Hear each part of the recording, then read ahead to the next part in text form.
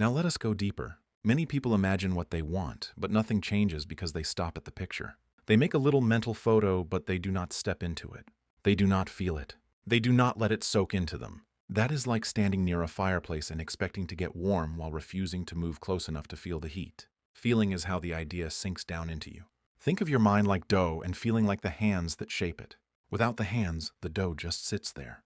Without feeling, your desire stays like a flat idea. But when feeling touches it again and again, the inside begins to take a new shape. So, what feeling are we talking about? Not wild excitement all the time. Sometimes people think they have to feel fireworks in the sky, music playing, and giant waves of emotion. No, that can happen, but often the true feeling is quieter than that.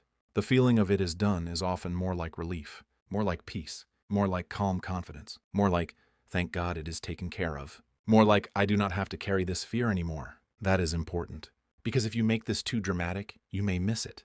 Imagine a child who lost their parent in a grocery store. They feel scared. Their heart is racing.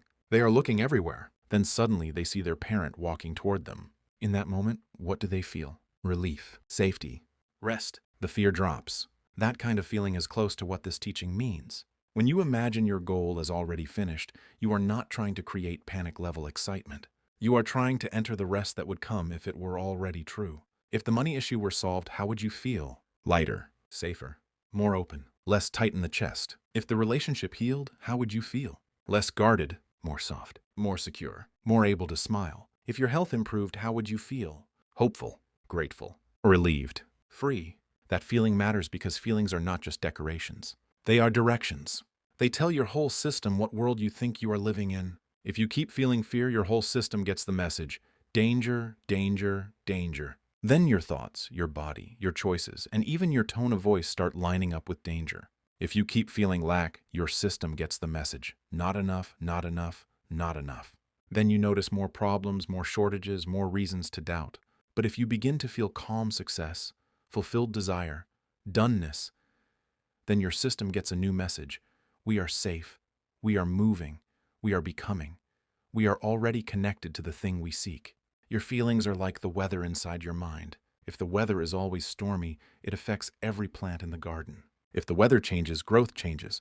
This is why repeating the feeling matters. One good moment is helpful, but repeated feeling is what builds a new pattern. Think of it like walking across grass. If you walk over one patch of grass once, not much changes. But if you walk the same path every day, you make a trail. The grass bends. The ground changes. A path forms. That is what repeated feeling does in the mind. It forms a path. If you repeat fear every day, you make a fear path. If you repeat worry every day, you make a worry path. If you repeat, nothing works for me every day, you make a disappointment path. But if you repeat fulfilled feeling every day, you make a new path. And soon your mind begins to travel that road more easily. This matters in everyday life. A person who keeps feeling rejected may walk into rooms already expecting not to matter. They may talk smaller, shrink back, avoid eye contact, and miss chances to connect. A person who starts feeling valuable inside begins walking differently. Not fake, not arrogant, just steady. And because of that, they often receive different responses. A person who feels broke inside may make rushed choices, fearful choices, desperate choices. They may grab scraps because their feeling says, I cannot expect more. But a person who begins feeling supported and capable inside often makes wiser choices, notices better options, and carries less panic. It is not magic in the childish sense. It is deeper than that. It is the law of inner cause and outer effect, like pushing the first domino. One tiny push inside can lead to a line of movement outside. The teaching mentions the law of reversibility. That sounds like a big phrase, but let us make it plain. It means if one thing can create another, sometimes the second thing can help create the first. Here is a simple example. When you are happy, you smile. But also, when you smile, you can begin to feel happier. When you are confident, you stand taller. But also, when you stand taller, confidence can begin to grow. When you are scared, your body tightens. But also, if you relax the body on purpose, the fear can weaken. So, if having your desire would create a feeling of relief, peace, gratitude, and confidence, then choosing to enter those feelings now can begin to move you toward the state of the person who has it. That is powerful. It means you do not always have to wait for the outside event to give you permission to feel better. You can begin now. You can practice the feeling now. You can rehearse success now. You can wear the emotional clothes of the future now. That does not mean you ignore real problems. It means you stop feeding them all your life energy. Too many people keep pouring water on weeds and then asking why their flowers are not growing. What are weeds? Constant worry. Repeating bad stories. Always saying what is wrong. Imagining worst-case scenes. Talking from defeat. Living as if tomorrow is already ruined. What are flowers? Gratitude. Calm expectancy. Imagining the good end. Feeling the wish fulfilled. Talking from hope. Returning to inner peace. Again, this is not about lying. If your bank account is low, it may still be low today. If your relationship is strained, it may still be strained today. If your body hurts, it may still hurt today. But the question is, what state are you feeding while the change is growing? Because the state you feed becomes stronger. Think of two dogs inside you. One dog is fear. The other dog is faith.